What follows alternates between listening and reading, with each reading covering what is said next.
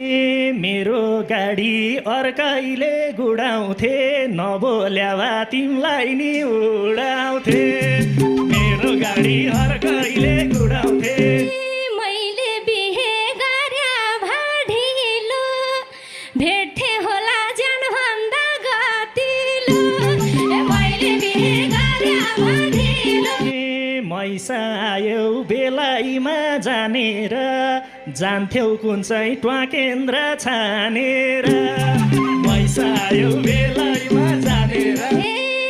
खान्नौ रक्सी खाँदैनौ चुरोटा